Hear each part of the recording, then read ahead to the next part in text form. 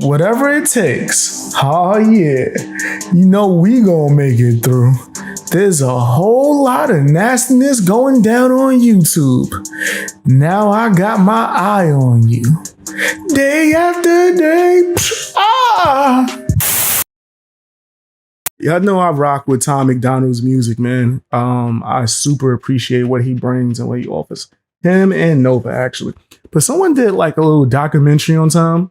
And I've seen a few other content creators kind of like brush it off to the side. I'm like, yo, why not check this out and see, learn some more about the rapper that you really like. So I'm gonna check this out right now with you guys live. I never saw it, but a lot of people have been telling me about it.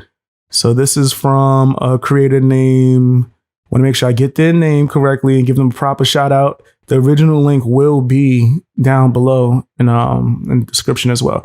But the content creator that made this is KB Goes Live. Let's actually check this out, man.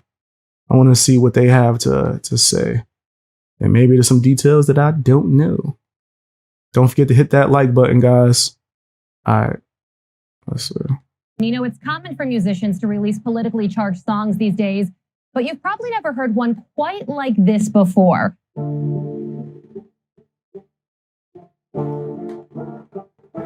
Whoa. Don't think I made it up to that video yet. I still got some videos I'm reacting to catch up on time. I have not seen this one yet. That's for sure. What's poppin', everybody? Welcome back to the channel. It's KB and we locked in. Now let's jump into it. Today, we're going to be speaking about a Canadian rapper named Tom MacDonald. We're going to talk about where he came from, how he blew up, and what makes him so controversial. Okay. There's this performative wokeness that's going on in society today. And I think it was just important to point some fingers at the hypocrisy and the way that the world is changing, not for the better. Tom MacDonald, real name Thomas MacDonald, was born on September 21st, 1988 in a small Canadian town named Mission, which is part of British Columbia, right outside of Vancouver. Unlike many of the rappers that are popular these days, Tom didn't grow up impoverished or with parents that were at odds with each other. Instead, Tom would spend the first 13 years of his life in the suburban town of Mission with a loving family and everything he needed. So it's easy. I don't think there's nothing wrong with that. I don't think there's nothing wrong with that, man. That's a good thing. That's a beautiful thing too. Look at the footage. Not a lot of people can be blessed with that. Easy to say that Tom had a regular childhood. Still, despite not being from the hood, Tom would fall in love with rap music. To be clear though, Tom didn't want to be a rapper growing up. He just found a love for the genre after his dad took him to a pawn shop, gave him $5, and told him he could buy anything he wanted. After searching around for an item, Tom would stumble across a Tupac CD, All Eyes on Me, which he would use the $5 to buy. After popping it into his portable CD player, Tom began to fall in love with I see people in chat. Yo, Tom Canadian, yeah, that's what I've been hearing. So this was just fine by me because guess what? I love Degrassi, 100%. I love Degrassi. Without it, that's my shit. But yeah, he's Canadian. But he lived in America for a long ass time, if I'm not mistaken. Let's see if they tell you when exactly did he move. Would eventually change his life. Tom was aware of the disconnect Tupac's music had with his own life, but still jammed it anyways. Tom said he would write poems with the hip-hop style cadence to help bridge the gap between his life and the music he was listening to, but still had no intentions of becoming a rapper. When Tom was 13 years old, him and his family would leave the small town of Mission and relocate to Edmonton, Alberta. This is where Tom and his family would first start experiencing some form of hardship, as Tom's dad would struggle to hold down a job. As a result, Tom would see himself attending almost a dozen different schools over the next 6 years, but don't be confused. Tom and his family were still close and they were still making it. Just because his dad didn't hold down a single job doesn't mean he wasn't making money. Tom's dad was a hustler of sorts, a jack. Yo, fam, I ain't going front. I'm noticing some kind of hostility from this damn creator, bro. Am I tripping? Let me know, guys. Let me know. Maybe this is why other creators didn't want to react to this.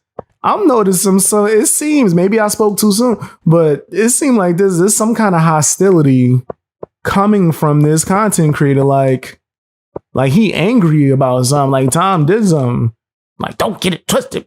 Yo, like, yo, relax, brother. Are you gonna tell me the story, or you gonna just give like crazy ass opinions on? Like, that's the thing. When I hear certain type of documentaries and people sound a little bit biased before the shit even start, before you even tell me anything, it does kind of make me question it. But maybe I'm speaking too soon.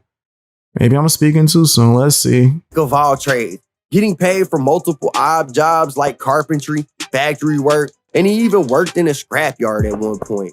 The whole time Tom was growing up, his parents were always supportive, no matter what Tom wanted to do. I have a really, really supportive family, and everybody's always in my corner. That's fire. And they support me pretty wholeheartedly, no matter what I choose to do. And I'm super duper fortunate. Yeah. And I hate the word blessed, #blessed. But I am super fortunate and super blessed to have a family that is always in my corner, and they're always watching my back, and they're always supporting me no matter what.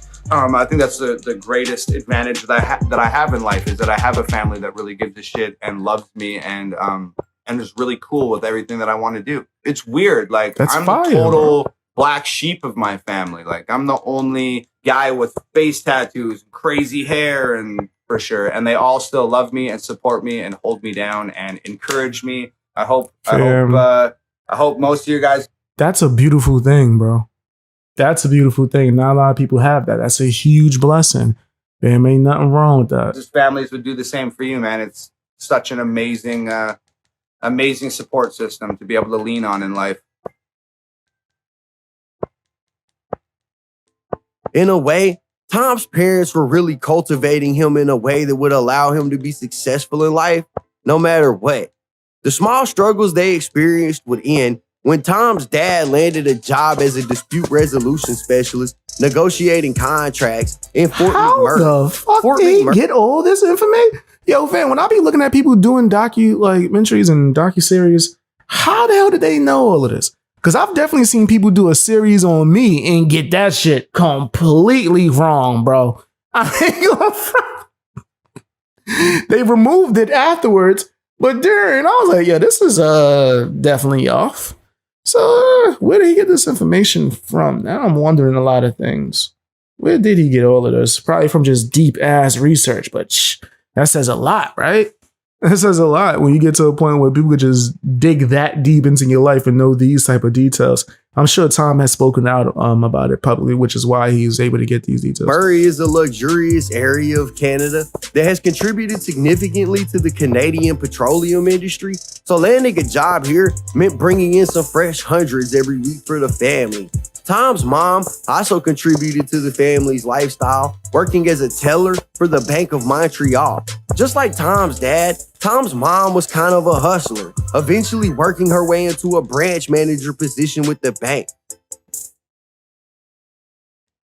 Growing up, Tom had an obsession with wrestling and was fascinated by Stone Cold Steve Austin, basically idolizing him, 316, a significant role in 316. In fact, when Tom was just 14 years old, he would talk his parents into signing him up for wrestling training, which, being supportive parents, they did. Tom that would is train fire for the next 24 weeks before booking his first ever. Okay, now this is something I did. I knew a little bit about that I wanted to know deeper or more information on.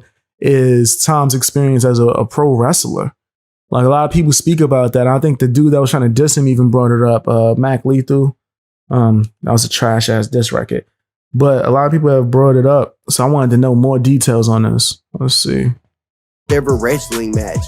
Tom would use this moment to grind hard, eventually landing a spot on a TV show called Canadian Wrestling Legends that aired every 2 weeks. That's Due fire. to the hectic scheduling of his wrestling matches, Tom would have to stop attending regular high school, instead opting for a program that allowed him to work at his own pace. It was around this time that one of Tom's closest friends would introduce Tom to a new rapper that would be far more relatable to Tom than Tupac was. The artist he was introduced to was Eminem. I knew it. Tom would see himself in Eminem, and it was around this time that Tom would start to write his first raps, but still, it was a back burner idea, as Tom still had a dream of becoming a wrestler, and it seemed to be working. A lot of people have tried to dispute the fact that Tom MacDonald was ever a pro wrestler, but I have been able to confirm over 63 legitimate matches that Tom was involved in. What's wrong Looking with at that his though? show Like, history, it looks like I don't even think, why would someone even care to dispute that? Like, that's fucking dope. Bro, he was a pro wrestler. That's ill, man. A lot of people wanted to be wrestlers when they was a kid, including me. Shit, WWE contact me, telling me they wanted to see me hit somebody with a Stone Cold Stunner. I'll do that shit. Tom MacDonald participated in It'd as probably many be fun as as hell. 13 matches in 1 month alone, all the way back in 2005. That's like a match every 2 days during 1 month. But as time went on, Tom's statistics would start to go down from an over 60% win rate down to a 0% win rate when he stopped in 2009. Unfortunately, It's pro it wrestling, seemed like bro. Tom's dream of becoming a world-renowned wrestler were over, and so were the days of his pampered childhood. But Tom's parents built him to be resilient, and that is what he would prove to be over the next few years.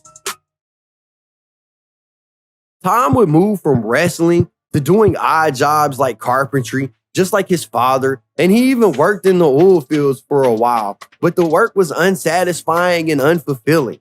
Since Tom was a kid, his parents had supported his every move, allowing him to believe that he would be able to do something great in life, and the desire to do something that impacted people, mixed with the inability to do so, just wasn't a good mix.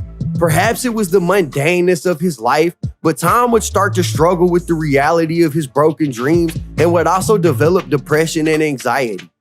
It was at this point in his life that he needed a new calling, something he could be great at. And Most people go through that, especially when you hit a certain age. You feel like you're not living up to your potential, or you're not doing what you were meant to do, or you're just not happy with the things that you're doing, or you don't feel like you're successful. So definitely a lot of people struggle with that, and it can lead into some deep ass depression for sure. he turned his blind ambitions towards music and pulled the trigger. He would buy some small-time studio equipment and make an attempt at music. Again, though, he wasn't set on making hip-hop music. Instead, Tom was making rock music, learning to play the guitar, trying to train his vocals to sound like the superstar, Fam, that explains a lot, fam. That's how he's able to do them dope ass hooks. and working on his song structures. But it wouldn't take long for Tom to realize his vocal talents just wasn't what he needed them to be, and his dream of being a rock star would start to die as well. However, Tom had been writing poetry since way back, and even started Wait. secretly writing raps. What did he when just say? Go, hold up. being a rock star would start to die as well.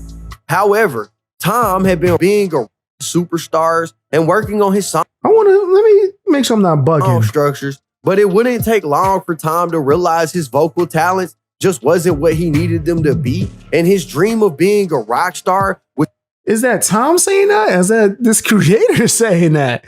I think his vocals sound pretty fucking good on his music. How can you say that it wasn't where it needed to be if he's doing music now and is extremely successful at it? I don't understand that. I don't know, man. This sound a little bit biased. I don't know much about this creator, but let's keep it going. We would ain't start finished to it yet. die as well. However, Tom had been writing poetry since way back, and even started secretly writing raps when he was wrestling and while he was recording his rock music. With no other path paved for him, at 19 years old, Tom decided he would officially give the rap game a try.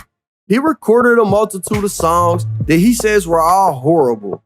See, Tom had been writing raps about regular topics like jewelry, money, clothes, females, and so on, but it didn't feel authentic to him, since that's not the life I've heard some of old school Tom. He had some swag, but you could tell that he wasn't really rapping about his life for real. he was raised in, and that sense of no self would lead him deeper into depression, deeper into the drugs, and deeper into alcoholism. One day, Tom seen an advertisement for a rap show that was gonna go down in Alberta, Canada, and the advertisement had an email listed on it. Tom would send an What in the email hell out over his to the head? promoter asking if he could perform at the show. Tom was really taking a chance here, as he had never performed publicly, but was in need of something to work out in his life. He would get an email back asking for him to send over a demo, which he did, and to his astonishment, he was told he could perform. Before the day of the show, he would get another email from the person throwing the show asking if he could help pass out flyers and help promote it, to which he said yes. He would show up. That is usually how it works for a lot of the fields of things that I've been in, whether it was martial arts or in music. If you want to perform or get your shot to get some kind of like platform or stage, the promoter is going to ask you to do a lot of things that's not necessary or shouldn't be necessary, shouldn't even be your fucking focus. You should be able to focus on your content or like being able to perform.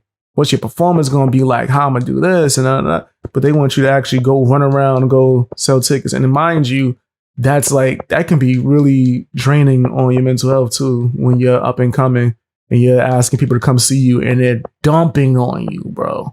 I had a long-term friend who is currently definitely not a friend at all tell me that in order for him to come to one of my shows or one of my fights or anything, I had to pay for the tickets. Like I gotta pay for tickets for the whole hood. I was like, get the fuck out of here, bro. Tickets wasn't even that damn expensive either, bro.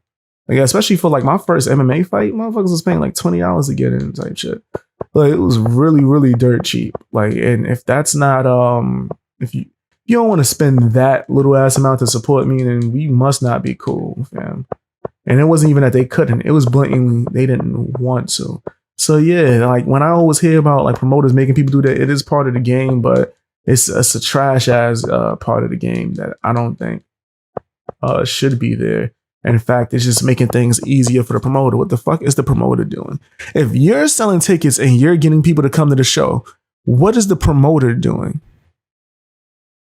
Think about that, fam. Like, I had an argument with a MMA coach I had when he was trying to get me to sell tickets for a fight. And I'm like, yo, no, nigga. Like, fam, I did that a few times and I realized that was stupid. He's, oh, that's how you get your name out there. I'm like, no. That's how they get their name out there. By me running around selling tickets with their name on there. That's them getting their name out. Nah, fam, nah. You can fucking go live on your YouTube channel and rap or sing or do whatever you do nonstop, and you would get more promo or more attention than you run around selling tickets, making a promoter rich while you struggling to get in the door. Like that just never made sense to me. And meet the person who was throwing the show and arguably the person that is behind Tom MacDonald's success, Nova Rockefeller. Nova and Tom would go on to enjoy the night. Nova was happy because she managed to sell out the show, which we now know was her first time throwing one. So wait, so Nova was the promoter? That's wait. Get the fuck out of here. What? Yo, nah. Whoa. Yo, that's how they met. That's fucking awesome. Wow, bro. That's fucking awesome. Wow. And I'm talking all this shit like, yo, promoters be doing, which I still stand by. 100%. I still stand by everything I said about promoters too. But damn, that's actually fucking amazing. That's how they met. And Tom was happy because he got to perform for a sold out crowd. From there, the two would become good friends and Tom would have someone on his side. See, but then listen, you hear what they just said? They were just happy to perform for a sold out crowd. That's why I still stand by what I said about promoters, because promoters know that. Like, fam, I'm telling you, I've had to hand over thousands of fucking dollars to a promoter before, fam. Just for them to disrespect me after the fact. Fam, there's a lot of janky ass promoters. I'm not gonna say all of them, but I do get like iffy when I hear shit like that. Like, you gotta go sell the tickets on that. And it's part of the game. It's part of the game. I just don't think it's a part of the game that you should do, right? I just don't think promoters should make people, it makes things easier for them. And the fact that people are just desperate to perform on stage is like, yeah. But outside of that, on my little beef with promoters in general, that is pretty fucking sweet. That's awesome that's how they met. Wow. That's fucking crazy. I like that. I like that. That's definitely cool. Have his back, just like his parents did growing up. Nova and Tom's relationship would last several years before the two decided that they were going to move to the next step and become more than just friends. But before the two would become the dynamic duo the world knows them as, Was this when she had Tom a would dip? have a few more years of struggling. Oh, hold on. Somebody in the chat. Tom was still living in Canada. Okay, all right, cool. Somebody said in the chat that it was her first time throwing a show and his first time doing a show. That also makes it like really, really super sweet. That's some love story type shit. As well as she ain't really no damn promoter. And then like, yeah, I can't, because the way I feel about promoters, those are like the janky motherfuckers that have been doing that shit for forever. Getting niggas. If that was her first show, then yeah, she was just throwing a show together, doing all that. I'm not going to count her as, I would never count. I love her music too much. I would never count her as like janky or anything like that. But that is super fucking sweet. It was her first show and in his first show. That is dope. And look, they've been riding together ever since. That's fucking awesome. I like that. That's pretty cool, man. It was like it was meant to be type shit.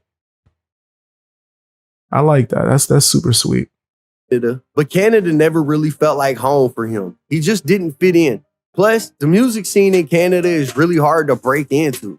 The You found your new infrastructure for career, the music Karen? industry really just isn't that strong in Canada, and Tom knew this. So he would start making frequent trips across the border, entering into the United States, and going to California to record and push his music. After numerous trips, the border started to become suspicious of Tom's travels, and every time he would try to come over to the United States, he would end up getting delayed for hours on end while being questioned about his travels. Eventually, Tom would grow tired of the constant questioning, delays, and headaches. Since Canada never really felt like home and he seemed to be making more and more frequent trips to America, Tom just went ahead and applied for an artist visa with the intention of moving to America. The visa was eventually granted, giving That's Tom fire. clearance to not only visit America, but also to be able to make money over here. But when he got to California, he found out that everything that glitters ain't gold. And while living real. life as a struggling artist in America, Tom would have a serious mental health breakdown. Tom was partying, drinking, smoking weed, and living life as if it was already over. Tom was laying in bed one night after years of partying and bad decision making when he started to feel a little nauseous.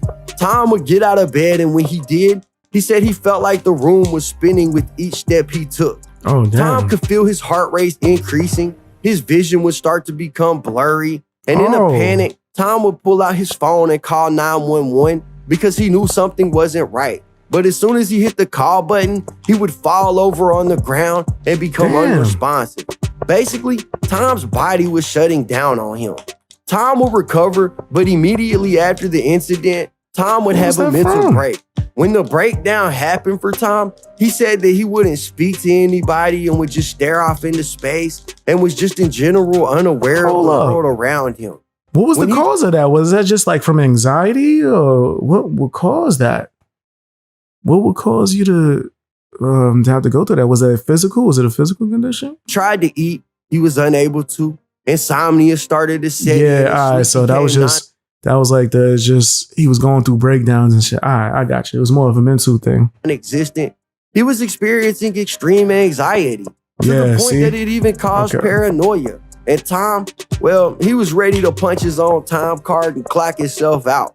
And then what Damn. ended up happening was I had a really lengthy battle with alcoholism, which led to having a catastrophic sort of mental unraveling like 3.5 years ago. And I spent 9 months trying to figure out what was wrong with me and getting prescribed all types of different pills and reading and researching and meditating and trying to put myself back together. Sort of what ended up happening was I spent 9 months in like the darkest place that I've ever been in my life. When you spend 9 months in such an acute state of unwellness, Yeah, you really get to know like what you're made of. You really figure it out. When you spend 24 hours a day for the better part of a year contemplating if you're gonna wake up tomorrow or not, that's real. you learn a lot about yourself. It got so bad, been there, his man. family ended up sending one of Tom's old friends to Fam. California. when I the friend 100% have been there. So I definitely relate to him on that. I've seen my lowest. I've definitely hit those points before and have even had the same thoughts. But part of growing and learn how to deal with life and just aging, fam. That shit is hard. That shit is hard, but you gotta get through it. And once you do get through it, it makes it easier day by day. Fam. So yeah, I got so much respect for Tom for that, man. That shit is real. That shit, everything they just described, I definitely 100% have felt like that before in my life, or hit a certain point where I felt the same. Yeah. got there, he broke into Tom's house and packed all of Tom's stuff before literally wrestling Tom and shoving him into a cab where they would then go to the airport and fly back to Canada. Tom's parents allowed him to take refuge in his childhood home. He would recover and said that he really knew at this point that he had to change his way of living and knew that he could never go back to living the way he used to, but he would eventually pack his things and head right back to America. Yeah, you gotta deal. You gotta deal. You gotta keep on going. You gotta deal with it, bro. That's just real. Life don't get easier, man. People get stronger, bro. Remember that. Tom would end up living with his friend and the first person that really gave Tom an opportunity back in the day, Nova.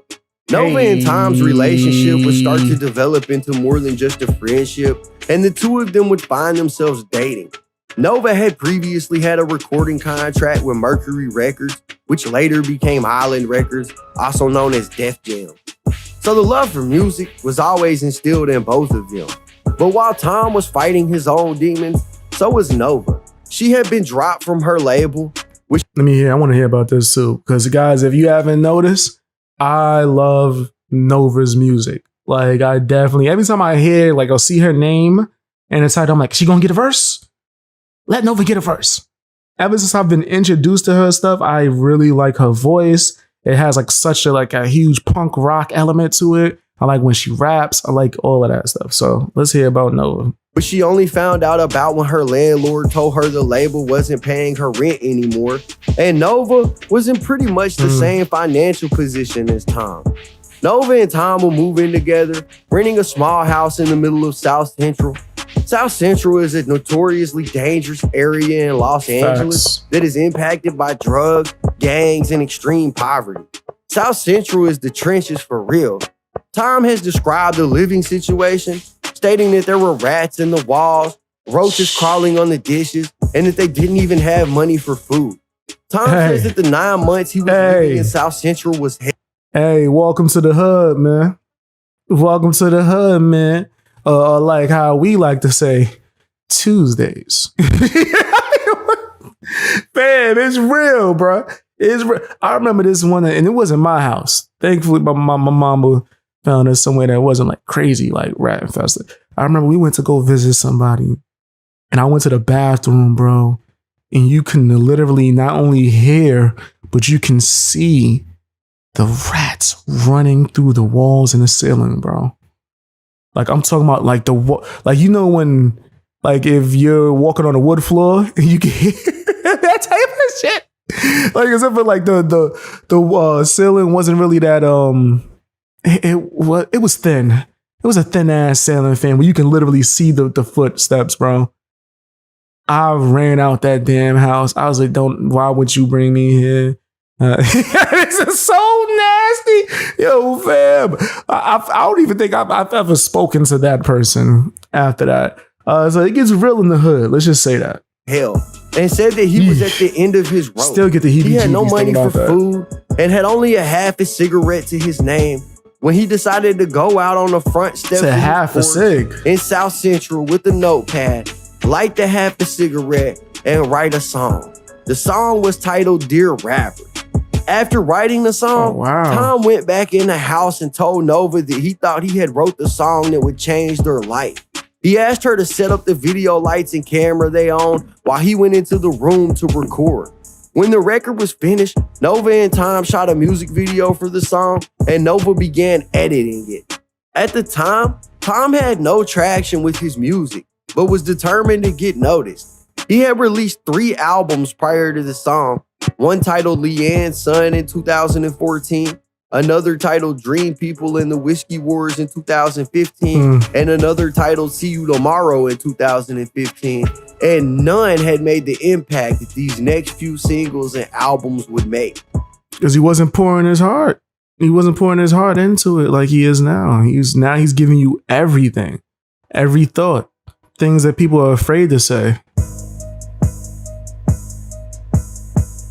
While Nova was editing the video for Dear Rappers, Tom would reach out to his mom, sister, friends, and even a stranger who described himself as an investor on the internet and borrowed about $1,100 collectively from them. Tom took the $1,100 and ran ads on his song, and within the first 2 days, it had reached 1.1 million views on YouTube. The song would generate a lot of attention, but not necessarily good attention. See? On the song Dear Rappers, Tom would address rappers. And mind you, a lot of people be talking shit like, yo, you shouldn't do ads. You shouldn't do it. Nah, fam, when you independent, you gotta realize, like, a lot of these major artists, they have whole fucking teams and labels doing this stuff for them, paying for their stuff to get promoted and things like that.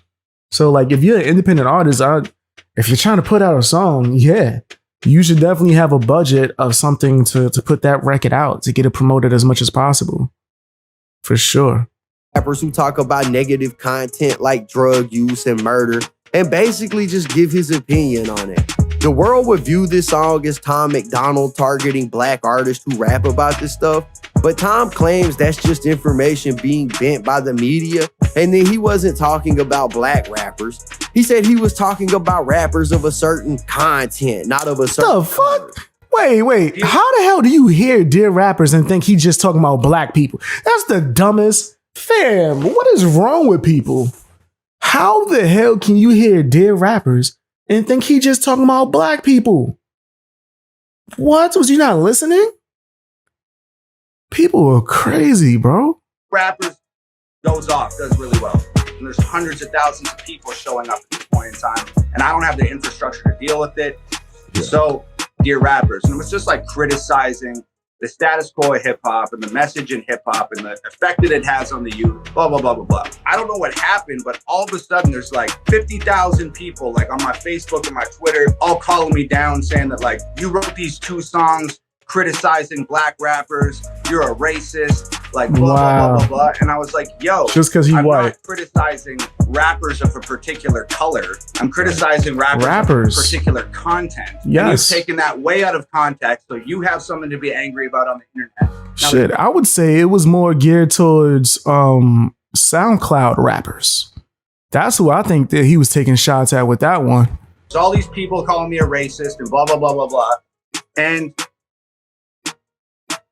being the only white boy in that neighborhood and hearing all of this stuff that people are saying on the internet, again, was just like this perfect mixture of angst and anger and just feelings that I was having. And I just put all that into a record. Even with the backlash, Tom would quickly follow that single up only 3 months later with a song titled Castles. Castles would perform decently, but it just didn't see the same response as Dear Rappers did. And that may be because of the approach he took to the song. The song has meaningful lyrics and describes everyone's internal battles, and there was no controversy involved. Because of the lack of response to Castles, Tom would only wait 1 more month, and then he would drop a song titled Hell of It.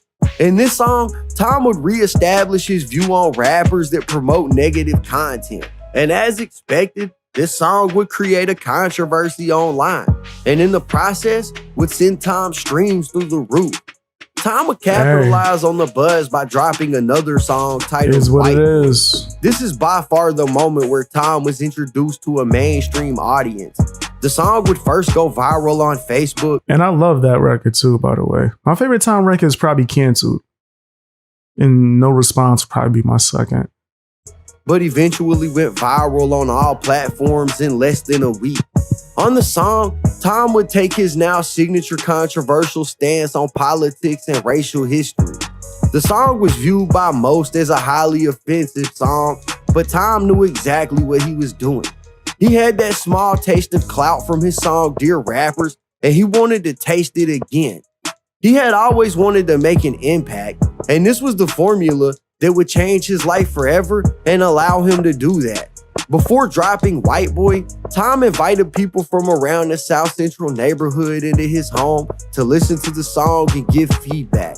He wanted to check the record's temperature with the people it might offend most. Tom says that the people in the hood listened to it and gave the thumbs up, so he released it.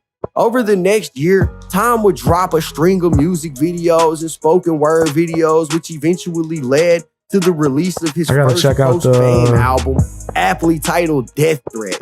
This album would take Tom to the next level. It didn't chart at the time of release, but Tom would show the world how devoted he was by signing each and every copy of the album by hand.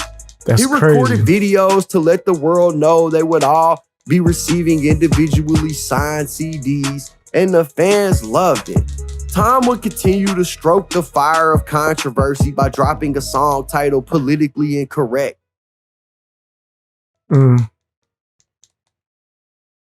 This song would also fail to chart, but as the songs kept releasing, that was a dope ass record though. That was a dope ass record. The numbers just kept growing. With the success of his recent releases, Tom could feel the pressure building, but instead of folding, he would drop another song, this time taking shots at the people who seemed to have a problem with his lyrical content. The song was titled Everybody Hates Me. In the video, I just reacted to that recently. In pink leggings, a bulletproof vest, and a red ski mask. It was at this point that I think Tom realized the best way to respond to the internet was with a meme, and that is what he would accomplish with this video. Tom knew being as ridiculous as possible would only help to build his profile, and to everyone's surprise, the next song Tom dropped wasn't taking aim at anyone. Instead, it was a very introspective look into Tom's life. The song was titled I Wish, and Tom would use the moment to collaborate with his newly found fans, starting— Oh, that's fire. Okay. That's fine. Is that like similar to my fans? A lot of people keep asking me to react to that, which I will. You just gotta give me a second. Give me a second. I'll check it out. The I Wish challenge, where he asked his fans to write down things they wished, pose with it on camera, and send him the video. The idea received a lot of praise from his ever-growing fan base, and that would successfully capture the minds of even more people with the release of this song. With an even bigger audience than ever, Tom released a song titled Straight White Male, where again, just like in White Boy, he gives some perspective on what it's like to be a white guy in the modern day society.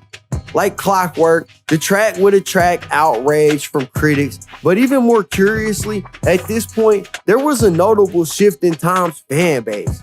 The comment sections began to fill up with as much support as it did hate, and it seemed Tom's message was resonating with a ton of other white guys just like him.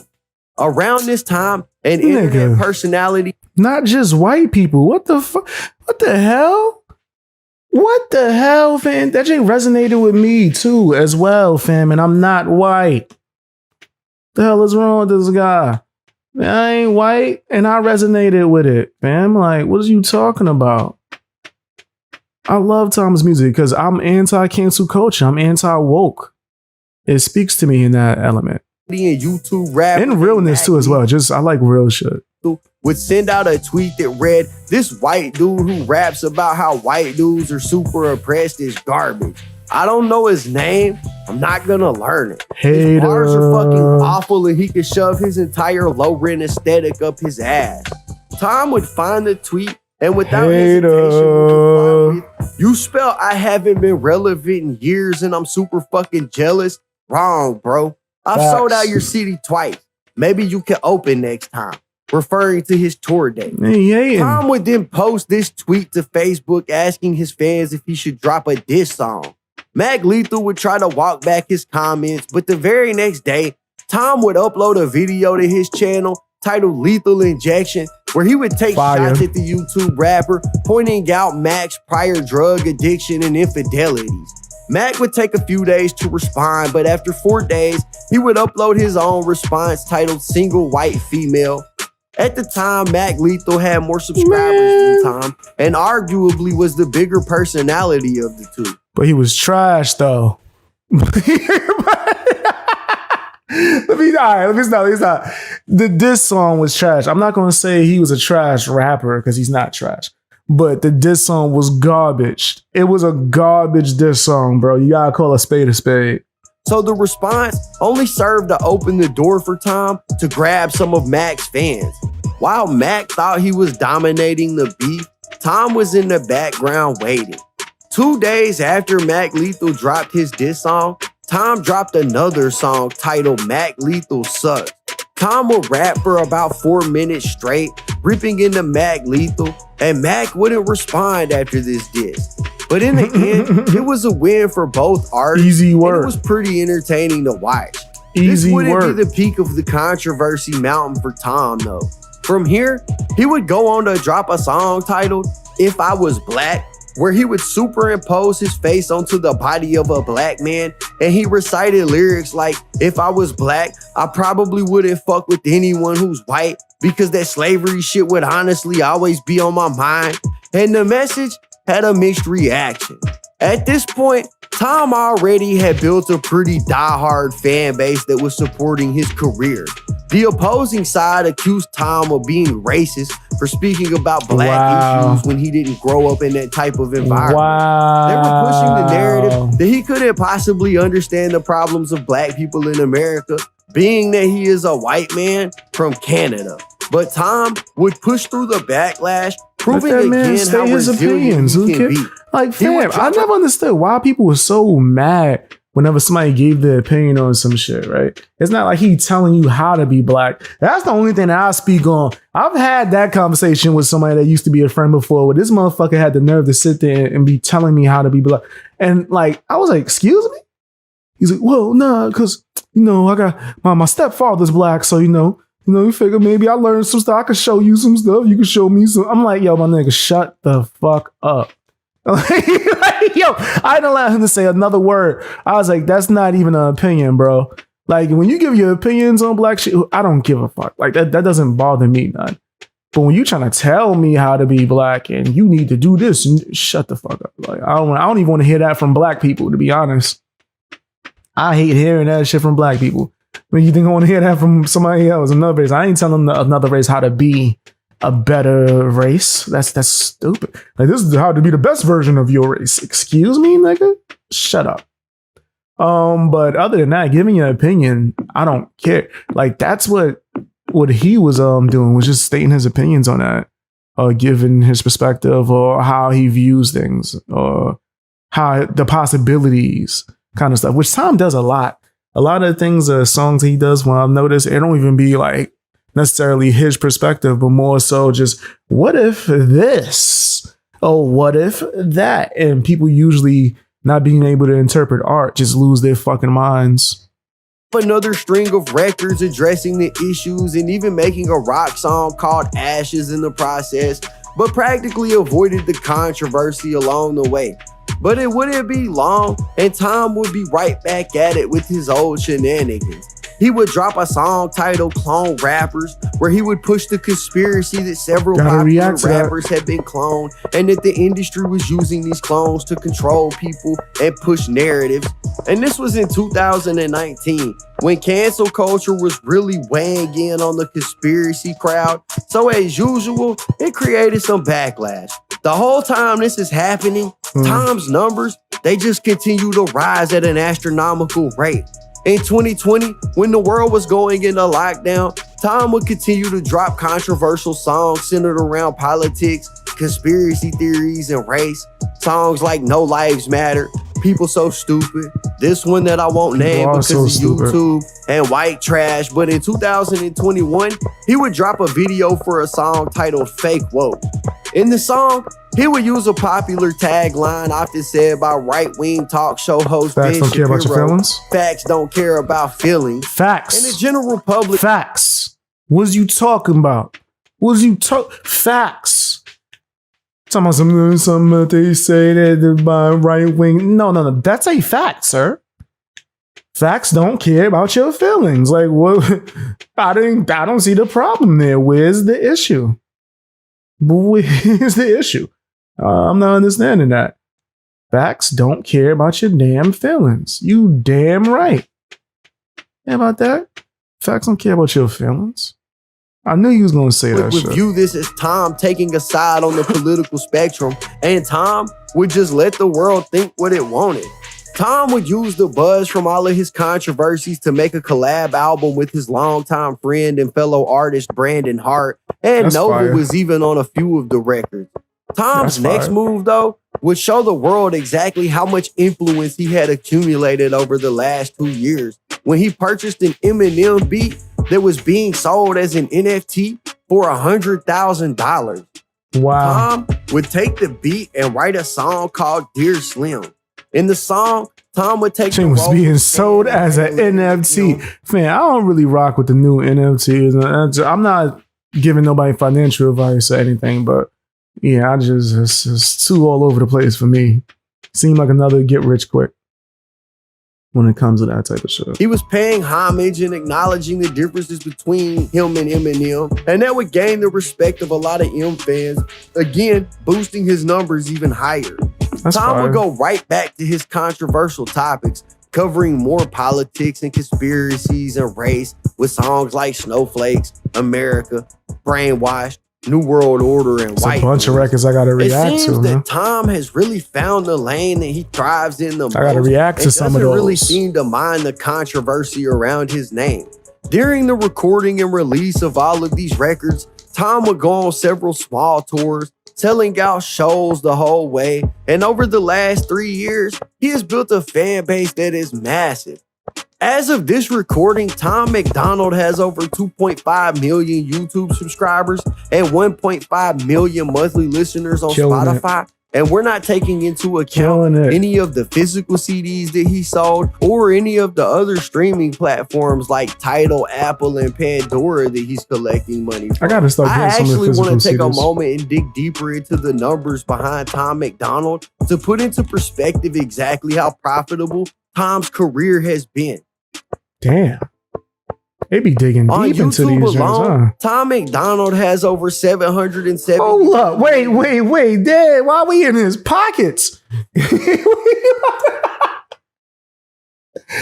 on. I hope he's not gonna go that deep.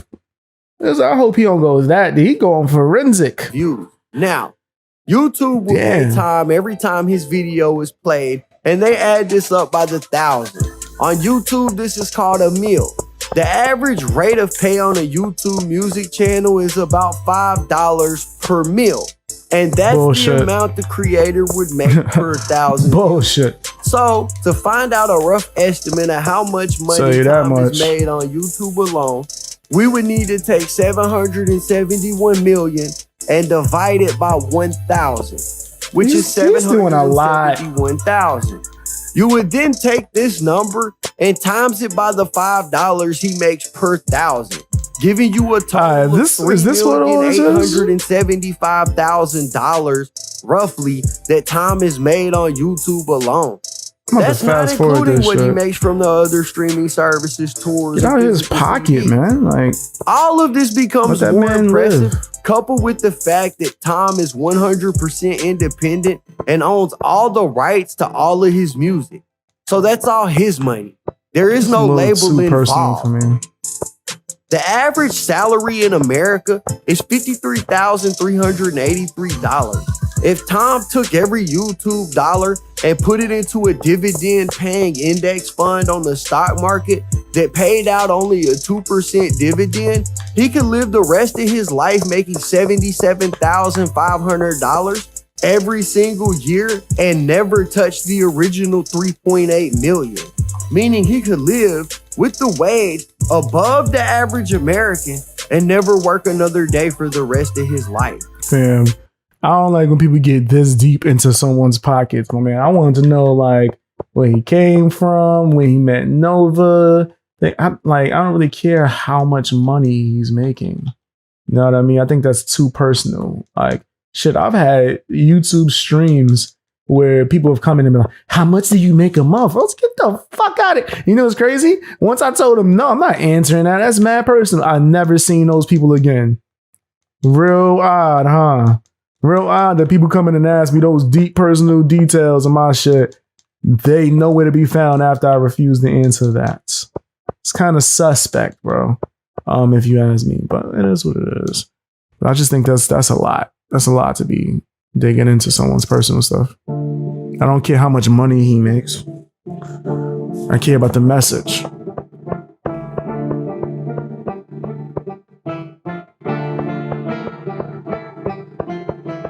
Tom MacDonald is a Canadian turned American rapper who grew up with all the support he could ever need. As a child, he was nurtured and his dreams never felt far away. As a teenager, Tom would see himself fall headfirst into the world of wrestling, but that dream would fall apart. So Tom would turn his eyes towards music and try his hand at making rock, but that also fell apart. What is up with this ending? Like, what is up with this ending? But that also fell apart. Nah, he's still doing rock music, bro. What are you talking about? Tom was resilient. As an adult, I don't know if you could say that fell apart. Mental health issue that plagued him and allowed bad decisions to bring him all the way down to rock bottom. Tom looked around at the world around him and felt the need to give his input, and that decision would ultimately change his life. Felt the need. Tom applied himself and was able to turn a bad situation into a fortune. Whether or not you agree with Tom MacDonald's message or disagree, one thing is for sure.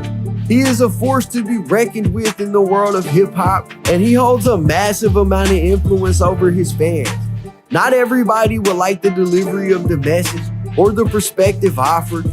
Many have said that what Tom MacDonald talks about is offensive, and it's because he hasn't experienced it from any other perspective. And while that may be true, how is it? Yeah, he still can give his fucking opinion. People make movies on fucking slavery. Were they there, nigga? Was they there? Was any of these people that have made these plethora of movies on slavery, was they actually there? Was Leonardo DiCaprio there, nigga? He was in Django. Was he in slavery? Did he have a time machine? What gives him the right to speak on? Shut up. People could talk about whatever they want to talk about, and if they want to give their opinion or their take on some shit, they can, bro. As long as they're not telling somebody what to do, you know what I mean? Then I don't really see the issue. If there is any point of view that he can offer that should still be valid, it's his own. Everybody is entitled to their opinion, but remember that people's opinions will change over time. We evolve as humans. You may not agree with the message today, but you might tomorrow. And Tom may not agree with the world today, but he might tomorrow. In the end, Tom has had a phenomenal career that any rapper would dream of having, and has made enough money to retire for the rest of his life. He could stop now and go kick it on a beach somewhere and just chill. I don't think that's Tom the goal. MacDonald has hit the end of the road. Over the last few years, he has been perfecting his craft, from the topics to the melodies to the beats and the message. If he keeps going, the only way to maintain the attention will be to evolve it and re-perfect it again and again and again. I just want him to keep on making dope music, bro, that I rock with.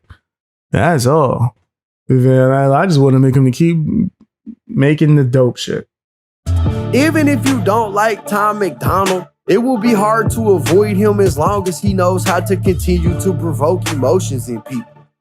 I think that as long as politics exist, Tom MacDonald will exist. And if it's not Tom MacDonald, it'll be another rapper just like Tom MacDonald. But right now, Tom is having his moment in the spotlight.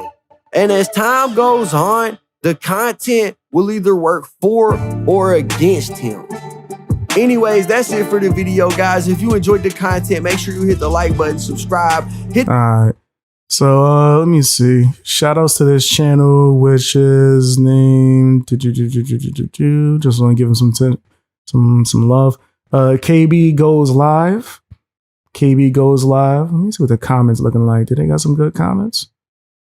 Get the comments. I know real name is Tom MacDonald. This is how biography should be done. This was solid, factual, non-biased creation, and sounded a little biased in the beginning. Tom and Nova, they deserve every good thing coming their way. Facts.